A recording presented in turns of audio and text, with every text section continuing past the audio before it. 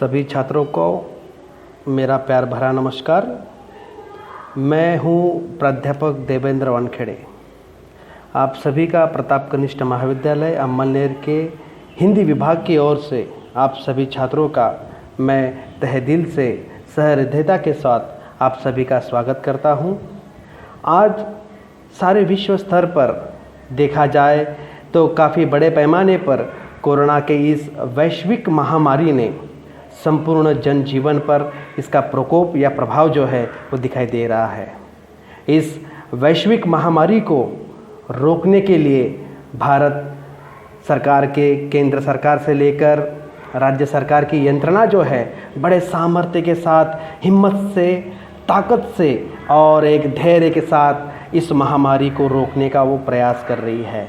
और हमारा भी यह उत्तरदायित्व है, हम भारतवासियों का, हम सब विद्यार्थियों का यह उत्तरदायित्व है या यह कर्तव्य है कि हम भी सरकार की नीतियों का साथ दें, समर्थन दें और सहायता दें, और इसलिए घर में रहे और सुरक्षित रहे।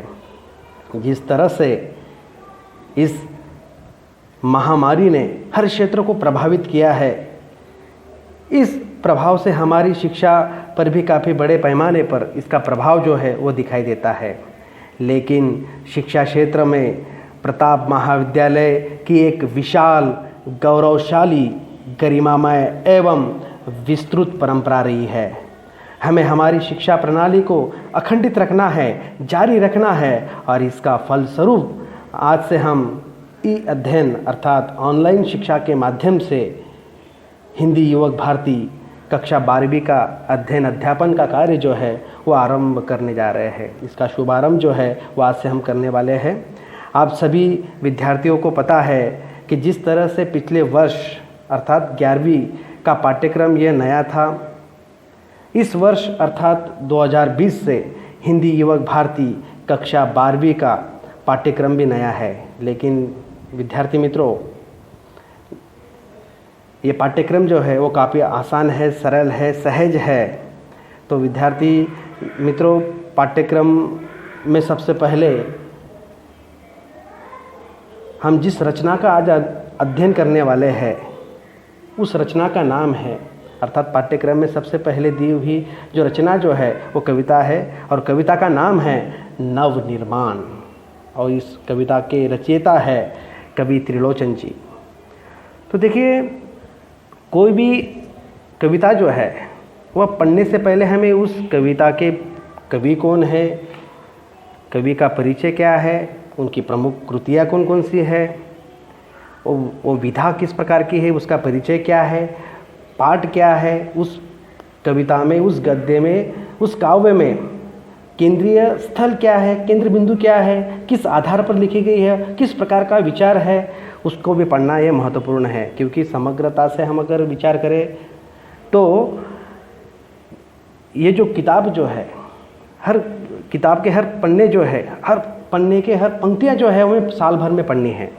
छोटी सी किताब है जिससे पिछले वर्ष गद्य पद्य विशेष अध्ययन था, व्यावहारिक हिंदी था, संस्मरण थी का संस्मरण है इसमें, और साथ साथ आत्मकथा भी है, एकांकिका भी है, ब्लॉक लेखन जो होता है, आलेख जो है, ये इसकी भी बात की गई है। ऐसे विभिन्न विषयों को, विभिन्न विधाओं को लेकर ये पुस्तक जो है वो हमारे सामने रखी गई है। इसमें कुल मिलाकर 50 पन्नों की ये किताब है। काफ़ी छोटी सी, ये आसान है, सरल है, सहज है। इसका अध्ययन जो है हम आसानी से कर सकते हैं। तो देखिए, आज से हम जिस कविता को पढ़ने जा रहे हैं, सबसे पहली कविता है हमारी, उसका नाम है नवनिर्माण। उसके रचयिता जो है, लेखक जो है, कवि जो है वो है त्रिलोचन जी।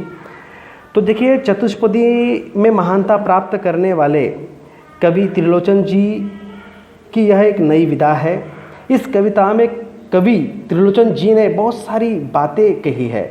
जिस प्रकार से जीवन यापन करते समय हमारे सामने बहुत सारी समस्याएं होती है, बहुत सारी मुश्किलें होती है, बहुत सारी बाधाएं होती हैं, दुख है, पीड़ा है, वेदना हो, इनका हम सामना करते रहते हैं और आगे बढ़ते रहते हैं।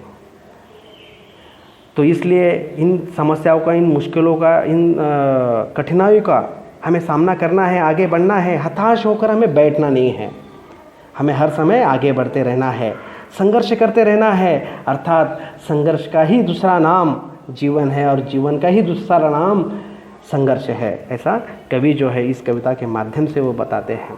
तो सबसे जो कविता जो है जो हम पढ़ने वाले हैं, इस कविता को पढ़ने के पहले जो इसमें जो निहित मानवीय मूल्य जो है, जो संस्कार जो है वो हमें पढ़ने हैं। तो ये किताब जो हम पढ़ने वाले हैं, तो ये सिर्फ किताब हमें कंठस्थ नहीं करना है, पढ़ना नहीं है, तो इसे हमें आत्मसात करना है। इसके जो मूल केंद्र बिंदु, जो केंद्र स्थल जो है, जो विचार जो है, भाव जो है, वो हमें लेने हैं। हमारे जीवन में इन विचारों को, इन संस्कारों को हमें मानना है, क्योंकि ये किताब जो है हमें संस्कार देती है, मानवीय मूल्य है वो हमें सिखाती है, हमें भाईचारा वो सिखाती है, मानवतावाद वो सिखाती है, समानता वो हमें सिखाती है। तो इसलिए इन कवियों के भाव जो है हमें आत्मसात करने हैं और जीवन को आगे बढ़ाना है। तो सबसे पहले कवि का परिचय हम देखेंगे। कवि परिचय इस प्रकार का है। तो देखिए, कवि परिचय हम इसलिए पढ़ रहे हैं, उनकी प्रमुख कृतियाँ कौन कौन सी हैं, उन्होंने क्या क्या सृजन किया है, क्या क्या लिखा है, उनकी विधा कौन सी है, पाठ्य परिचय क्या है। तो इसके ऊपर भी आपको प्रश्न जो है वो 12वीं के बोर्ड पर पूछे जाने वाले हैं। कृति पत्रिकाओं में जो कुछ प्रश्न जो है, कुछ ऐसे प्रश्न है जो है वो हिंदी सामान्य ज्ञान के ऊपर पूछे जाते हैं। कुछ कुल मिलाकर 5-6 अंकों के ऐसे प्रश्न होंगे जो हम साल भर में जो कविताएं, गद्य, जो नाटक जो है, एकांकिकाएँ जो है, संस्मरण जो है, आत्मकथाएं जो है, जो हम पढ़ने वाले हैं, तो उनमें हमें लेखक का परिचय, उनकी विधा कौन सी है, कृतियाँ कौन सी है, इसका भी अध्ययन हमें करना है, क्योंकि उसके ऊपर आपको प्रश्न पूछे जाने वाले हैं। जैसे अभी हमने कहा कि भाई त्रिलोचन जी का मूल नाम क्या था, उनका मूल नाम था वासुदेव सिंह। तो ऐसे भी एक एक अंकों के ऐसे प्रश्न जो है वो पूछे जाएंगे। तो सबसे पहले हम त्रिलोचन जी का परिचय पढ़ेंगे। कविता का नाम है नवनिर्माण। कवि परिचय इस प्रकार का है। त्रिलोचन जी का जन्म 20 अगस्त 1917 को उत्तर प्रदेश के सुल्तानपुर जिले के कटघरा चिरानी पट्टी में हुआ। आपका वास्तविक नाम या मूल नाम जो है वो वासुदेव सिंह है। आप हिंदी के अतिरिक्त अरबी, फारसी भाषाओं के निष्णात ज्ञाता माने जाते हैं। पर पत्रकारिता के क्षेत्र में भी आप सक्रिय रहे हैं। आपने काव्य क्षेत्र में प्रयोग धर्मिता का समर्थन किया है और नवसृजन करने वाले के आप प्रेरणा स्रोत बने हैं, एक आइडल बने हैं। जो नव निर्माण करने वाले लोग जो है, नवसृजन करने वाले लोग हैं, उन्होंने हर समय अपने काव्य में, अपनी कविताओं में प्रयोग धर्मिता को महत्व दिया है। नवसृजन, नव निर्माण करने का प्रयास वो करते आए हैं। आपका साहित्य भारत के ग्राम समाज के उस वर्ग को संबोधित करता है जो वर्षों से दबा कुचला हुआ है। आपकी साहित्यिक भाषा लोक भाषा से अनुप्रेरित है। सहज, सरल तथा मुहावरों से परिपूर्ण उनकी भाषा रही है। साहित्य को लोकमानस तक पहुंचाकर जीवंतता भी उन्होंने प्रदान की है। अर्थात उनके साहित्य जो है, उनके साहित्य में ग्राम समाज के उस वर्ग को चित्रित किया गया है। उनकी कविताओं में, उनके काव्य में, उनके कथाओं में, उनके कहानियों में ऐसे समाज की संबोधित किया गया है जो वर्षों से दबा कुचला है, जो श्रमिक है, किसान है, मजदूर है, दबा कुचला है। ऐसे वर्ग को, उसकी वास्तविकता को, उसकी यथार्थों को लेकर लेखक ने कहानियाँ, कविताएं लिखी है, उनके भावों को लिखा है, उनके विचारों को लिखा है, उनकी वेदनाओं को लिखा है, उनके दुख को लिखा है। तो देखिए, त्रिलोचन जी का निधन जो है वो 2007 में हुआ है। उनका परिचय के बाद हम सीधे उनकी कृतियों को हम देखते हैं, उनकी कौन कौन सी कृतियाँ उन्होंने लिखी है। तो देखिए, उनके काव्य संग्रह है कुछ, वो इस प्रकार के हैं। धरती है, दिगंत है, गुलाब और बबूल है, उस जनपद का कवि हूँ, सबका अपना आकाश, ये उनकी कविता संग्रह है। उनकी कहानी संग्रह भी है, उसका नाम है देशकाल। और एक डायरी भी उन्होंने लिखी है जिसका नाम है दैनंदिनी। तो जिस कविता को हम पढ़ने जा रहे हैं, तो ये अभी ये पद है या दोहा है या चौपाई है, हाँ, तो इसका जो इसकी विधा जो है वो विधा परिचय में हम इसका विस्तार से अध्ययन करेंगे। तो देखिए, विधा परिचय में चतुष्पदी 4 चरणों वाला छंद होता है। यह चौपाई की तरह होता है। इसमें 4 चरण होते हैं, 4 पंक्ति वाला। जैसे हमने पिछले वर्ष सबसे पहले कविता थी हमारी त्रिपुरारी की त्रिवेणी, उसमें 3 पंक्तियों की वो कविता थी, 3 पंक्तियाँ होती थी। और इस वर्ष जो है वो 4 चरणों वाली ये कविता है, 4 चरणों वाला ये छंद है जिसे कहा जाता है चतुष्पदी। हम जो पढ़ रहे हैं कुल मिला के 8 चतुष्पदियाँ जो है वो कवि त्रिलोचन जी ने हमारे सामने प्रस्तुत किया। और हर चतुष्पदी जो है वो अपना अलग भाव, अलग विचार, एक गहन चिंतन जो है वो हमारे सामने वो रखते हैं। जैसे चतुष्पदी 4 चरणों वाला छंद होता है, यह चौपाई की तरह होता है। इसमें 4 चरण होते हैं। इसके प्रथम, द्वितीय और चतुर्थ चरण में तुकबंदी होती है। तुकबंदी का अर्थ क्या?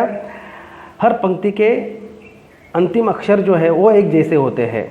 जैसे कविता में तुकबंदी का एक उदाहरण मैं आपके सामने पेश करता हूँ, कविता का ही है। तुमने विश्वास दिया है मुझको, मन का उच्छ्वास दिया है मुझको, मैं इसे भूमि पर संभालूंगा, तुमने आकाश दिया है मुझको। देखिए मुझको जो है ये तुकबंदी है, अर्थात प्रथम, द्वितीय और चतुर्थ चरण में जो तुकबंदी आई हुई है इसलिए इसे चतुष्पदी कहा गया है। भाव और विचार की दृष्टि से प्रत्येक चतुष्पदी जो है वो अपने आप में परिपूर्ण है। पाठ परिचय देखिए, कवि ने, त्रिलोचन जी ने जो कविता हमारे सामने रखी है उसका केंद्र स्थल क्या है, उसका केंद्र बिंदु क्या है, उसका मूल विषय क्या है, वो किस धरातल पर लिखी गई है, उसका आशय क्या है, उसकी मूल थीम क्या है, तो वह उसको हम देख रहे हैं पाठ परिचय के माध्यम से।